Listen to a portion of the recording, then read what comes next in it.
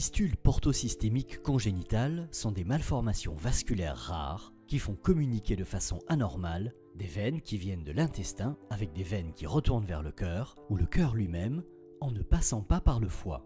Dans ces malformations, le sang qui provient de l'intestin avec les produits de la digestion n'est pas traité normalement par le foie et certaines substances qui ne devraient pas circuler dans le reste de l'organisme circulent et provoquent certaines maladies. Ces maladies peuvent toucher différents organes, presque tous les organes, mais surtout le cerveau, le cœur, le poumon et le foie lui-même.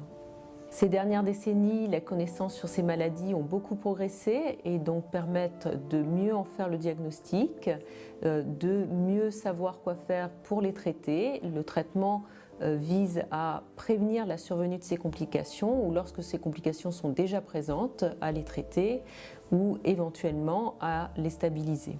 Cette prise en charge fait intervenir différentes spécialités, depuis le diagnostic anténatal, les pédiatres de néonatologie, les pédiatres plus tard, les chirurgiens, des radiologues, des cardiologues, des pneumologues et tous spécialistes concernés par les complications présentées par le patient.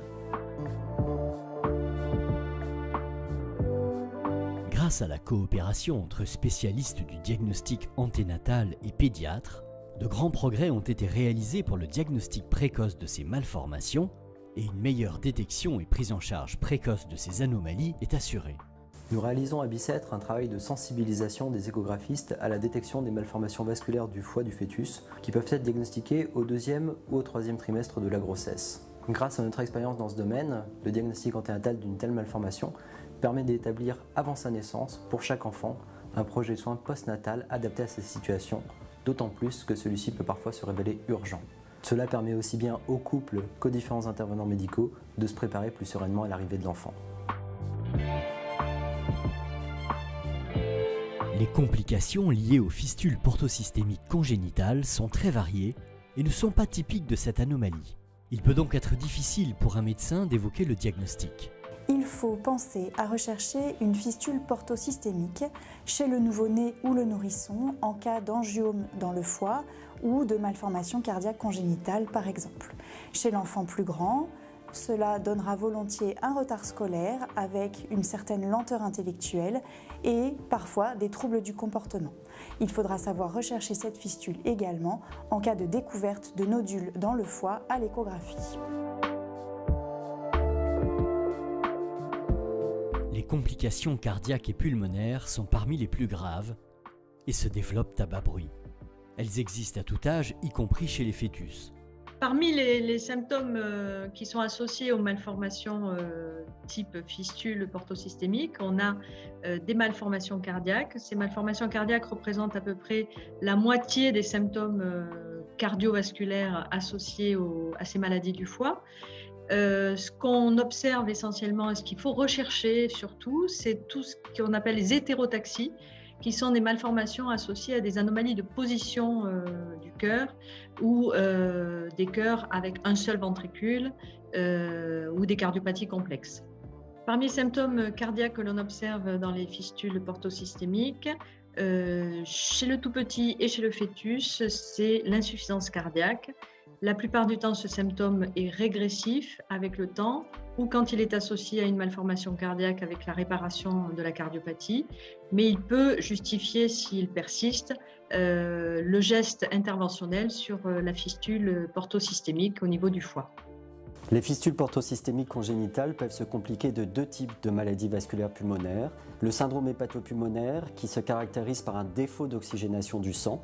Les patients sont donc essoufflés à l'effort avec l'apparition d'une cyanose. Et l'hypertension artérielle pulmonaire qui se traduit également par un essoufflement à l'effort et par l'apparition de signes d'insuffisance cardiaque comme les malaises à l'effort. Le syndrome hépatopulmonaire est réversible après la fermeture des fistules alors que l'évolution de l'hypertension artérielle pulmonaire est beaucoup plus aléatoire.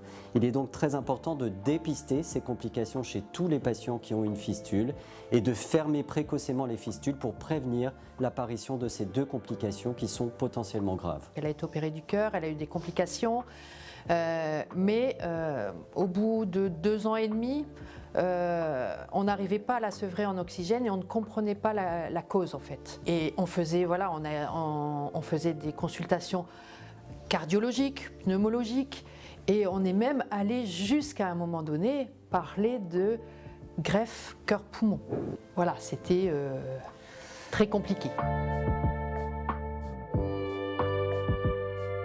Les adultes qui ont un shunt portosystémique congénital correspondent soit à des patients qui sont connus depuis l'enfance ou l'adolescence et qui sont suivis, qui ensuite passent dans la médecine adulte, soit à des adultes chez qui on va découvrir un shunt pour l'exploration de symptômes ou à l'occasion de l'exploration d'une maladie complètement indépendante de ce shunt. On sait que les shunts portosystémiques exposent un risque faible de développer des cancers du foie. Mais comme il faut un long temps pour que ces tumeurs se développent, c'est le plus souvent à l'âge adulte qu'on diagnostique ces tumeurs. Et c'est pourquoi il faut que le diagnostic et la prise en charge des patients soient faits le plus tôt possible pour prévenir la survenue de ces tumeurs.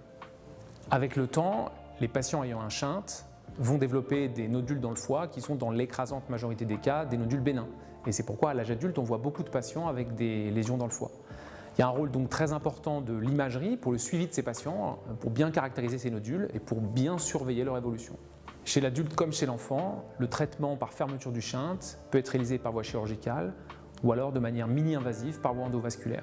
Les autres symptômes des fistules portosystémiques congénitales peuvent être des manifestations assez atypiques d'encéphalopathie hépatique avec une asthénie très fréquente, des troubles de la mémoire et quelquefois des troubles psychiatriques. Et les patients ont été hospitalisés pendant longtemps pour syndrome dépressif, phénomènes hallucinatoires. Et donc c'est des manifestations très particulières d'encéphalopathie. Les autres manifestations qu'il faut surveiller sont l'hypertension portopulmonaire qu'il faut dépister le plus précocement possible, bien évidemment. La prise en charge thérapeutique n'est pas toujours facile et nécessite vraiment une intervention multidisciplinaire d'expertise avec discussion du dossier avec les pédiatres, les radiologues, les hépatologues adultes et les chirurgiens en général dans cette prise en charge.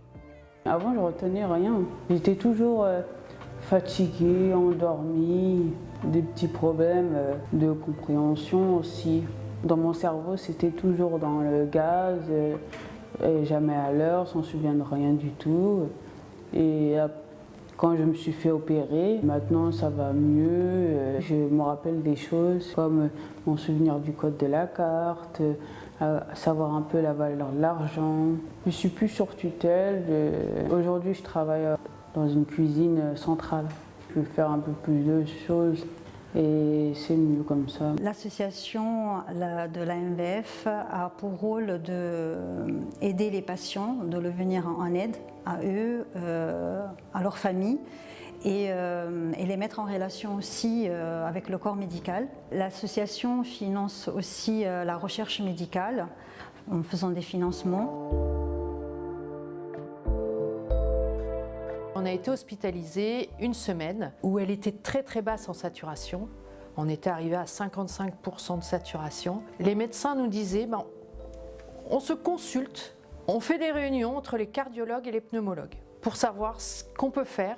Jusqu'à un moment donné, le chef de service de pneumo nous a dit, est-ce qu'on est allé voir le foie? Pas du tout. On a fait une première investigation, donc première écho. Et c'est comme ça que tout s'est enchaîné. On a découvert la fistule portosystémique ici, au Kremlin-Bicêtre. Le diagnostic des fistules portosystémiques congénitales repose largement sur l'imagerie. La radiologie, qu'il s'agisse du scanner, de l'échographie, de l'IRM, est très utile dans ces pathologies pour établir la carte précise de la malformation et savoir exactement quels sont les vaisseaux anormaux qui communiquent. L'imagerie permet également le diagnostic des complications, qu'il s'agisse des complications au niveau du cerveau, du cœur, du poumon et du foie lui-même ou dans d'autres localisations. Il est parfois nécessaire de mettre des cathéters dans ces malformations et en y gonflant des ballons pour simuler la fermeture et voir précisément quel est le type de traitement qui sera le plus adapté.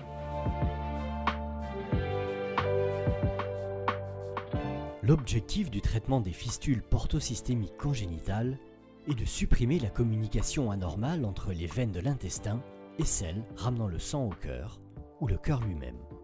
Cela permet d'éviter la survenue de complications ou de soigner ou au moins de stabiliser certaines complications déjà présentes. Ce traitement peut être réalisé soit par radiologie interventionnelle, soit par chirurgie.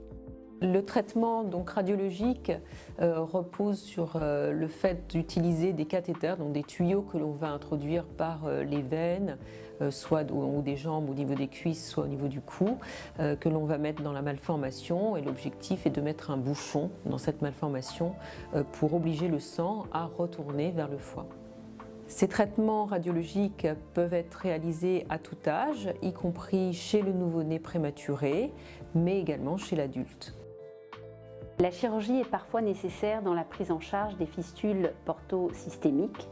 Cette chirurgie s'adresse essentiellement aux fistules localisées en dehors du foie, qui sont les fistules extra-hépatiques. Lors de cette chirurgie, on va soit décider de fermer complètement la fistule, soit, si l'intestin nous montre des signes de souffrance, réaliser une fermeture en 2 temps, avec un rétrécissement lors de la première chirurgie et une fermeture définitive quelques mois plus tard.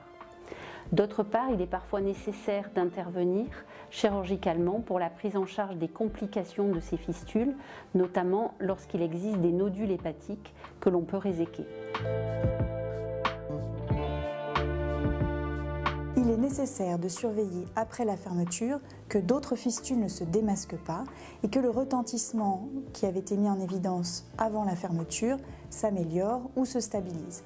Nous suivons donc les enfants tous les 6 mois, puis tous les ans, avec échographie et bilan sanguin. On s'est rendu compte pratiquement une dizaine de jours après l'opération. On la voyait moins fatiguée, on voyait on la voyait moins essoufflée. Et on se disait, bon sang, même que le taux d'oxygénation, le taux de saturation n'était pas forcément en adéquation, mais on voyait qu'elle était mieux. C'était flagrant. Et après, au fur et à mesure, bien sûr, la saturation s'est améliorée. On a réussi à baisser l'oxygène. Et après, bon, au niveau du sevrage, bien sûr, ça a mis 6 mois. Voilà, pour être sûr que tout se passe bien. Il y a eu pour voir si la nuit ça se passait bien. Enfin voilà, ça a mis 6 mois. Et après, elle avait une gastrostomie puisqu'elle n'arrivait plus à manger. Elle n'arrivait pas à manger tellement elle était fatiguée. Voilà. En fait, tout au fur et à mesure, on a repris alors ça prend un peu de temps, bien sûr, mais on a repris une vie normale. Pour Nora, on a mis à peu près 1 an pour dire voilà, on revit. Pour améliorer la connaissance de cette pathologie, un registre visant à collecter le maximum de cas de fistules portosystémiques a été créé avec les hôpitaux universitaires de Genève et rassemble actuellement 50 centres dans une vingtaine de pays. Ce travail international collaboratif va contribuer à augmenter les connaissances sur cette pathologie et à diffuser plus largement l'information pour améliorer sa détection et sa prise en charge. Des réunions de discussion de dossiers sont organisées tous les mois afin d'aider les équipes et les patients dans le monde entier.